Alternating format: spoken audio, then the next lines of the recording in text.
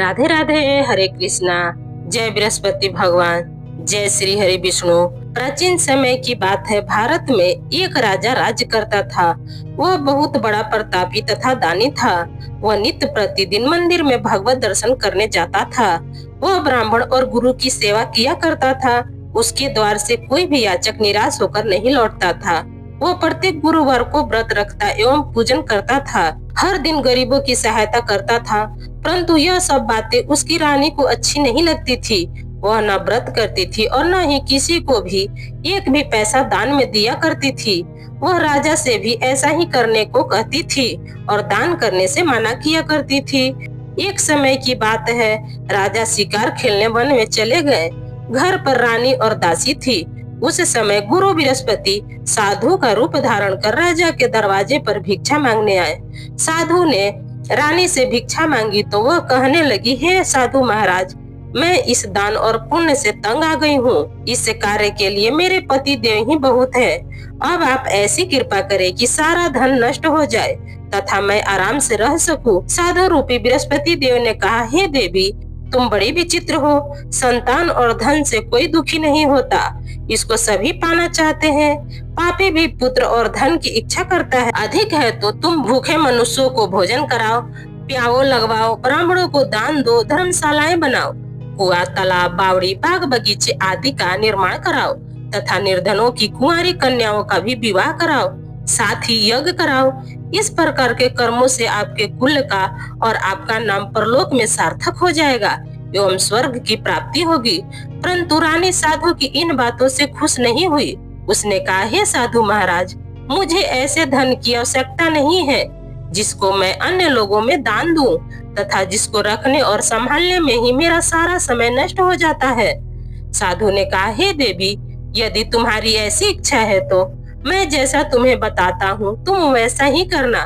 बृहस्पतिवार के दिन घर को गोबर से लिपना, अपने केशों को पीली मिट्टी से धोना, केशों को धोते समय स्नान करना, राजा से कहना वह हजामत बनवाए, भोजन एवं मांस मदिरा खाना, कपड़ा धोबी के यहाँ धुलने के लिए देना। इस प्रकार 7 बृहस्पतिवार करने से तुम्हारा धन नष्ट हो जाएगा। यह कहकर साधु महाराज रूपी बृहस्पति देव अंतर ध्यान हो गए। रानी ने साधु के कहे अनुसार 7 बृहस्पति तक वैसा ही करने का विचार किया।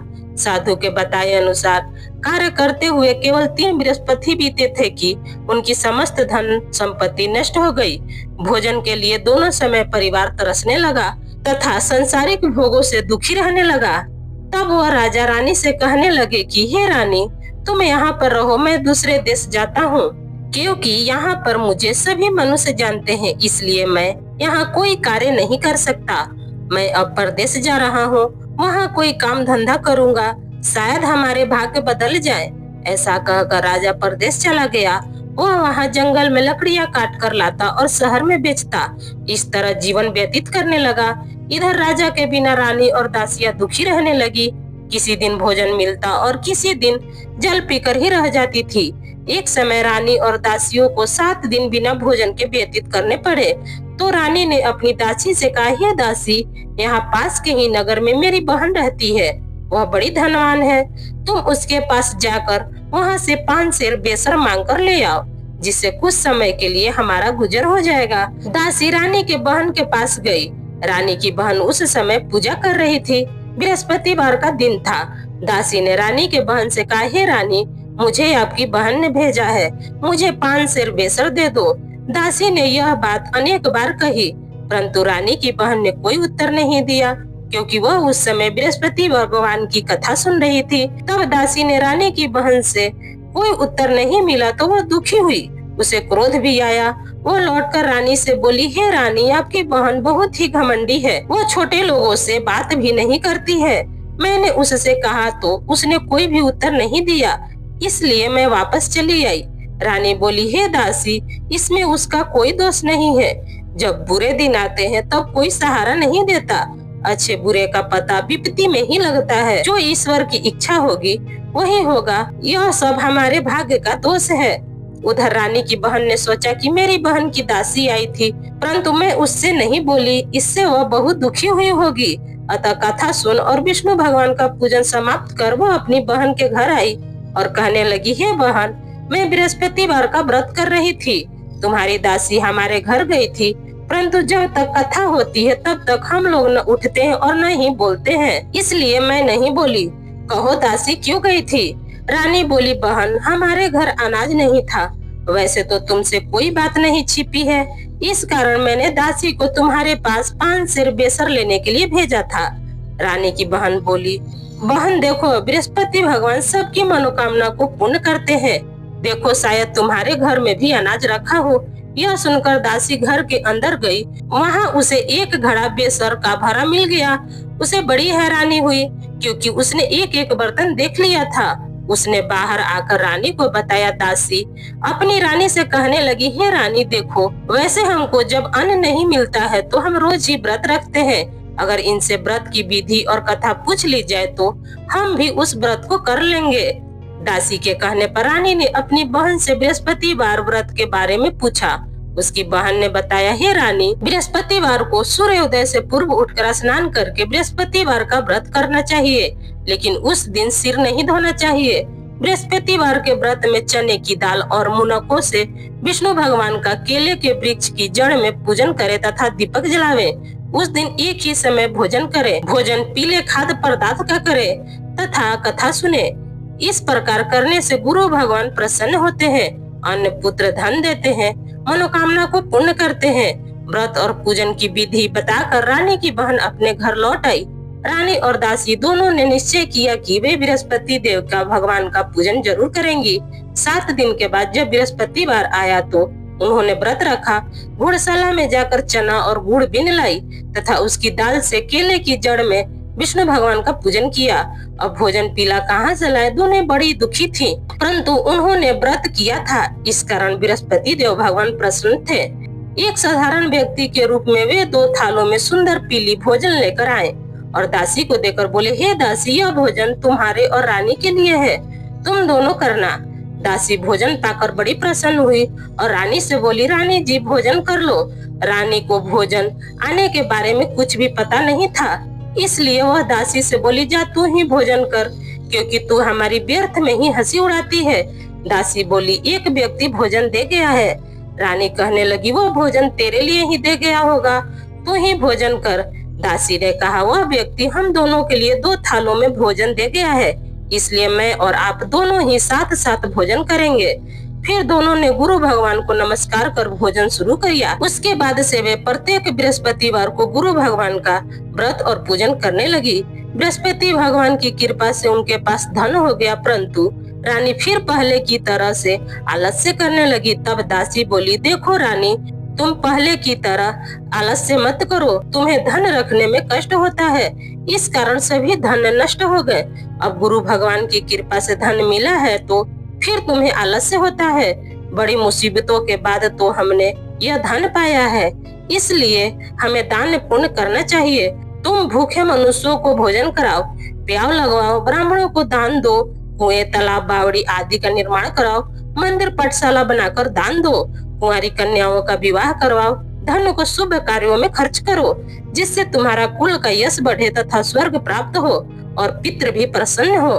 दासी की बात सुनकर रानी ने इस प्रकार के कर्म करना शुरू कर दिए, जिससे उनका काफी यश फैलने लगा। एक दिन रानी और दासी आपस में विचार करने लगे कि न जाने राजा किस दशा में होंगे, उनकी कोई खोज खबर नहीं है। गुरु भगवान से उन्होंने प्रार्थना की और भगवान ने रात्रि में राजा को स्वप्न में कहा, हे राजा उठ, तेरी रानी तुझको याद कर रही है, अब अपने देश को लौट जा। प्रातः काल उठकर जंगल में लकड़ियां काट कर लाने के बाद जंगल की ओर चल पड़ा। जंगल में गुजरते हुए वो सोचने लगा, रानी की गलती से उसे इतने दुख भोगने पड़े, राजपाट छोड़कर उसे जंगल में आकर रहना पड़ा। जंगल में लकड़ियां काटकर उन्हें बेचकर गुजारा करना पड़ा। उसी समय उस जंगल में बृहस्पति देव एक साधु का रूप धारण करके आए और राजा के पास आकर बोले, हे लकड़हारे, तुम इस सुनसान जंगल में किस चिंता में बैठे हो, तुम मुझे बतलाओ। यह सुनकर राजा के नेत्रों में जल भर आया और साधु से वंदना कर बोले, हे प्रभु, आप सब कुछ जानने वाले हैं। इतना कहकर राजा ने साधु को अपनी संपूर्ण कहानी सुना दी। महात्मा दयालु होते हैं। वे राजा से बोले, हे राजा, तुम्हारी पत्नी ने बृहस्पति देव के प्रति अपराध किया था, जिसके कारण तुम्हारी यह दशा हुई। अब तुम किसी प्रकार की चिंता मत करो, भगवान तुम्हें पहले से अधिक धन देंगे। देखो, तुम्हारी पत्नी ने बृहस्पतिवार का व्रत करना शुरू कर दिया है। अब तुम भी बृहस्पतिवार का व्रत करके चने की दाल व गुड़ जल के लोटे में डालकर केले का पूजन करो। फिर कथा कहो या सुनो, भगवान तुम्हारी सब मनोकामनाओं को पूर्ण करेंगे। साधु को प्रसन्न देखकर राजा बोला, हे प्रभु, मुझे लकड़ी बेचकर इतना पैसा नहीं बचता जिससे भोजन करने के उपरांत कुछ बचा सकूं। मैंने रात्रि में अपनी पत्नी को व्याकुल देखा। मेरे पास कोई साधन नहीं है जिससे मैं समाचार जान सकूं। फिर मैं बृहस्पति देव की क्या ही कहानी कहूं, मुझको तो कुछ भी मालूम नहीं है। साधु ने कहा, हे राजा, तुम किसी बात की चिंता मत करो। बृहस्पतिवार के दिन तुम रोजाना की तरह लकड़ियां लेकर शहर में जाओ। तुम्हें रोज से दूना धन प्राप्त होगा, जिसे तुम भली भांति भोजन कर लोगे तथा बृहस्पति देव की पूजा का भी सामान आ जाएगा। अब जान लेते हैं बृहस्पतिवार की व्रत करने की विधि। बृहस्पतिवार को सूर्योदय से पहले उठकर स्नान से निर्वित होकर भगवान बृहस्पति देव का स्मरण करते हुए व्रत को शुरू करना चाहिए। उपासक को घर के किसी कक्ष में छोटा सा अथवा बड़ा पूजा स्थल बनाकर उसमें भगवान बृहस्पति देव की प्रतिमा की स्थापना करनी चाहिए। घर के समीप किसी मंदिर में जाकर भी भगवान बृहस्पति देव की पूजा की जा सकती है। भगवान बृहस्पति देव पीले रंग के पुष्प और पूजा के लिए पीले रंग की सामग्रियों को विशेष रूप से पसंद करते हैं। इसलिए स्नान के बाद पीले रंग का वस्त्र धारण करने का विशेष महत्व बताया गया है। पीले रंग के पुष्प, केले और पीले चंदन से भगवान बृहस्पति देव की पूजा का विधान है। बृहस्पतिवार के व्रत में उपासक को पूरे दिन एक समय ही भोजन करना चाहिए। इस व्रत में व्रत कथा पढ़ने और श्रवण करने का विशेष महत्व होता है। भगवान बृहस्पति देव की पूजा अर्चना के लिए बृहस्पतिवार को व्रत करके बृहस्पतिवार की कथा को पढ़ना अथवा किसी दूसरे स्त्री पुरुष द्वारा सुनने की भी प्राचीन परंपरा है। बृहस्पतिवार का व्रत करने से, व्रत कथा सुनने से स्त्री पुरुष की सभी मनोकामनाएं पूर्ण होती है। इस व्रत में धन संपत्ति की प्राप्ति होती है, निसंतानों को पुत्र की प्राप्ति होती है और घर में सुख शांति बनी रहती है और सभी आनंद पूर्वक रहते हैं। तो बोलिए बृहस्पति भगवान की जय। जय श्री हरि विष्णु। तो ये मेरा कथा बस यहीं तक। कथा कैसा लगा आपको मेरा कथा, ये बताने के लिए कमेंट्स बॉक्स में जरूर कमेंट करिएगा।